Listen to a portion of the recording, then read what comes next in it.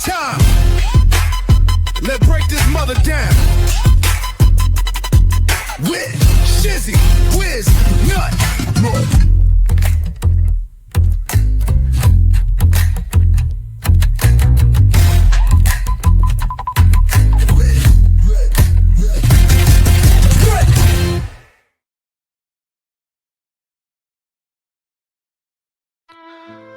An open letter to Michelle. I need 1 more week, Preston.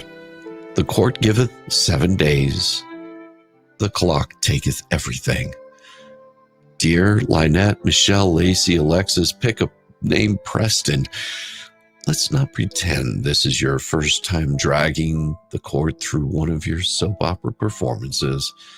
And at this point, watching you beg for time is like watching a toddler fake a tummy ache to skip school. You're not fooling anyone. And the principal just gave you your final warning.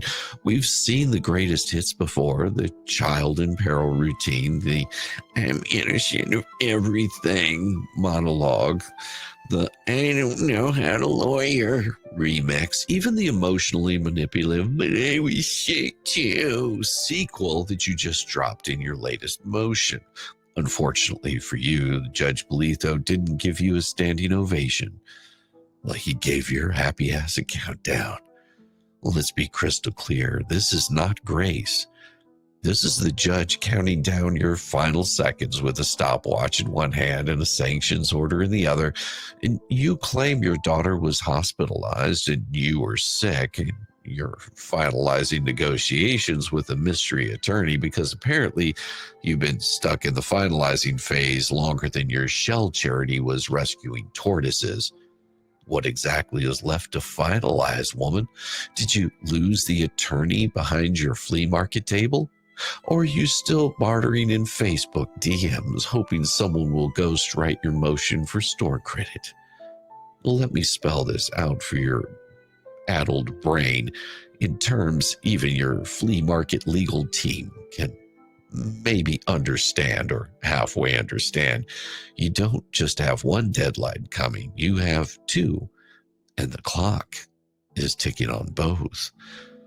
You begged the court for just 1 more week, claimed you were too sick, too burdened, too overwhelmed with your poor daughter's hospitalization and your mystery negotiations with invisible legal counsel, all while somehow having enough stamina to keep up with the live streams, coordinate more behind the scenes chat attacks, and plan your next anti-what-the-hell's publicity stunt. What a miracle of selective energy. You're bedridden when it's time to file legal documents, but you're front and center when it's time to call Hales a predator in a live stream.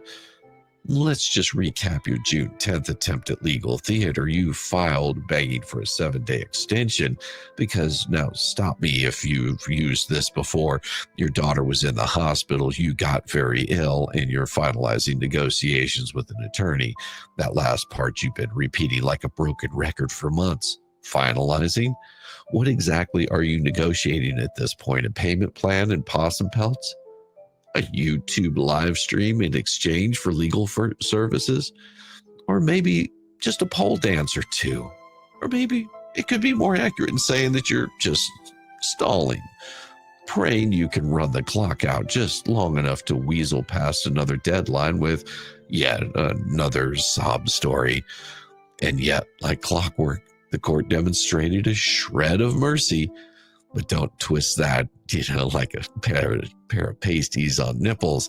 Judge Bolitho didn't pat your head and send you on the way with a lollipop.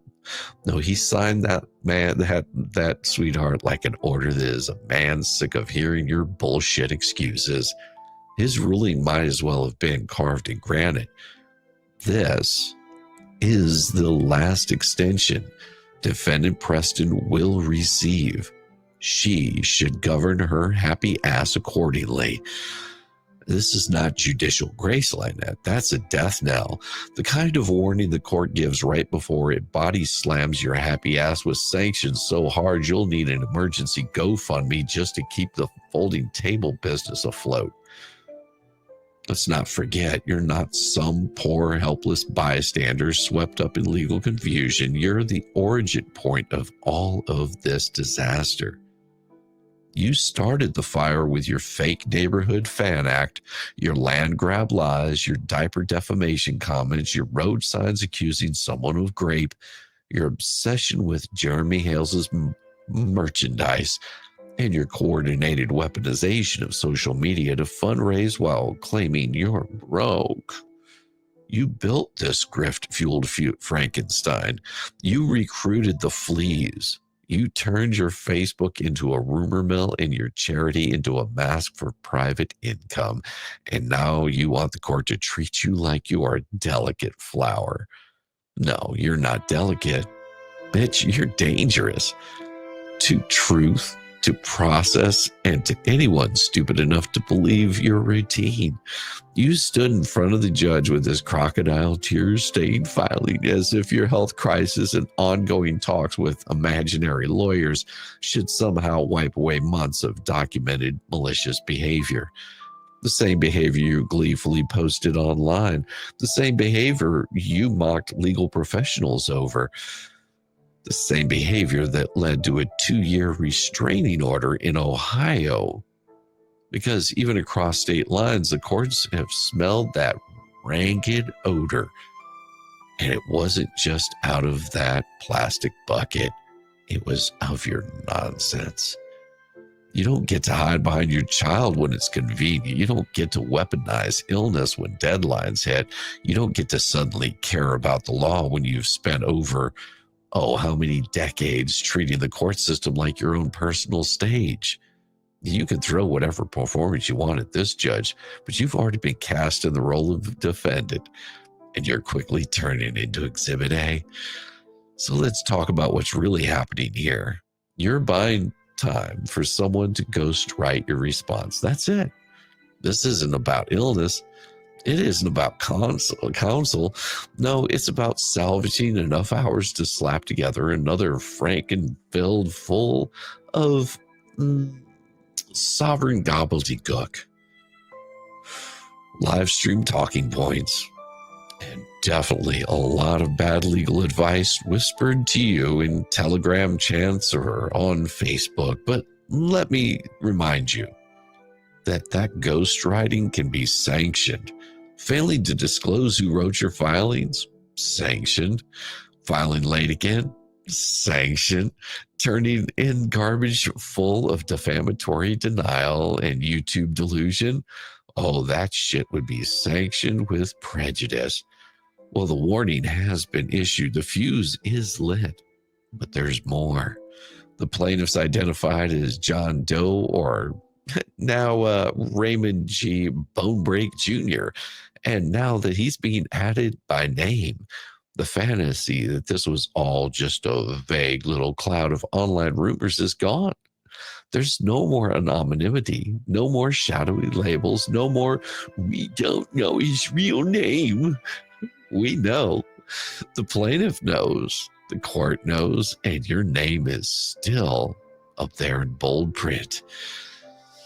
So here we are, 2 deadlines, 2 final chances, 1 very inevitable conclusion.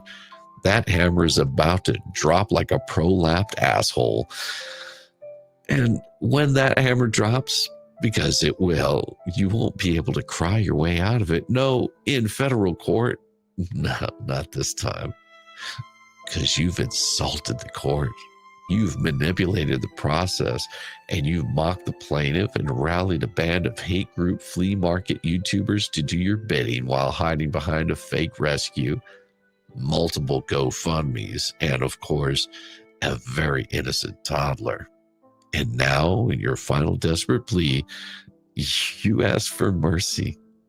Sweet cheeks, you've got 7 days. Use them well. Because this time, when you screw up, and you will, it's inevitable, you will screw up. Nobody's going to believe in the tears.